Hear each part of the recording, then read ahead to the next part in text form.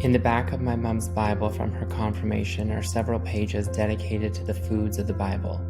Have you ever wondered what early Christians actually ate? What did a biblical diet look like, and how does it compare to what we eat today? Our modern world is filled with fad diets, food binging, and diametrically opposing ideas ranging from healthy at any weight to complete fitness obsession. Somewhere in the middle lies the balance and truth we are seeking. Perhaps that middle ground is a diet rooted in simple, whole foods that balance your body's health and soul. The biblical diet was simple, wholesome, and focused on locally sourced ingredients. Bread was a staple food, often made from wheat or barley, baked fresh daily. Grains were usually ground by hand and leavened or unleavened, depending on the occasion. Common foods included fruits like figs, grapes, pomegranates, and dates, vegetables like onions, garlic, cucumbers, and lentils, legumes, beans and chickpeas, nuts and seeds like almonds and sesame, proteins like fish, goat, and lamb, dairy, including milk, curds, cheese from sheep and goats were typically common. Additionally, fermented dairy such as kefir and yogurt were likely consumed. Olive oil was a primary fat used for cooking as well as for their lamps. Sugar did not exist. Raw honey was a primary sweetener. Shellfish and other scavenger-type fish were seen as unclean and not worthy of human consumption, similarly as were pork products. Without refrigeration or modern preservatives, food had to be eaten quickly or dried, salted, or stored in clay jars. Spices were limited. Salt, mint, cumin, and dill were common, but exotic spices were rare and expensive. Water was typically stored in cisterns or drawn from wells, and wine, which was often diluted with water, was considered a safer alternative due to contamination risks of the water. Most food was either boiled, roasted, or baked in clay ovens. This diet resembles the celebrated Mediterranean diet of modern day, with a focus on fresh, locally sourced whole foods and plenty of olive oil. Fasting plays a major role throughout the Bible. Moses fasted for 40 days on Mount Sinai. Jesus fasted for 40 days in the wilderness. Fasting was a way to seek God, repent, or prepare spiritually.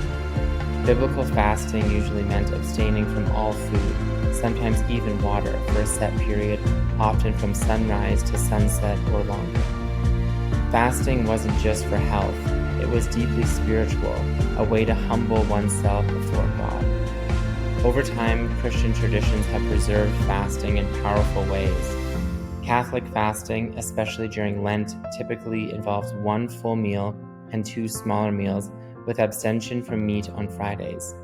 Eastern Orthodox Christians have a more rigorous fasting cycle, with nearly half the year dedicated to fasting periods, including all Wednesdays and Fridays.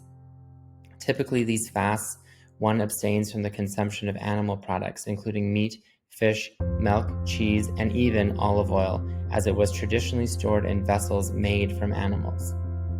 These fasts are rooted in biblical principles, discipline, simplicity, and spiritual focus, and often result in a diet rich in whole grains, legumes, fruits, and vegetables. The biblical diet is more than spiritual. It is rooted in historically backed nutritional science. For example, the local grains were high in fiber and naturally occurring B vitamins and minerals like selenium and magnesium. The farming practices used 2,000 years ago likely did not include monocropping or other modern farming and processing methods that deplete nutrients from the food. Other health benefits include fruits and vegetables rich in vitamin C, antioxidants, carotenoids, and polyphenols. Nuts and seeds containing minerals like zinc and magnesium and naturally occurring omega-3s. Grass-fed livestock. Fish with omega-3s, vitamin D, and iodine.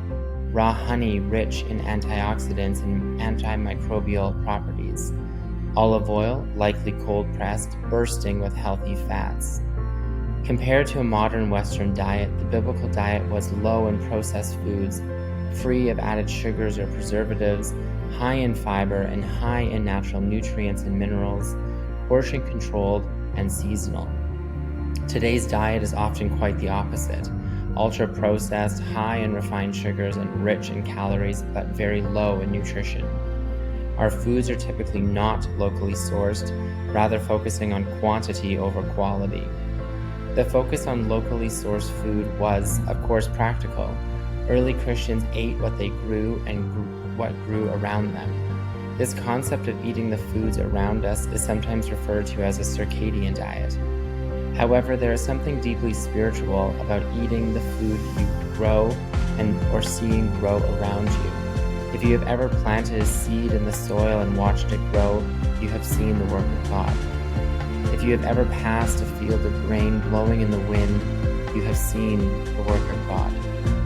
Many health experts recommend diets that look surprisingly like biblical ones: whole foods and lean meats. Dr. Josh Axe notes that a biblical diet is naturally anti-inflammatory. Together with Jordan Rubin, Dr. Josh Axe recently published a book entitled The Biblio Diet: Healing Secrets from the Bible. Whether for health or for faith, returning to a biblical style of eating may offer not just physical benefits, but spiritual ones too.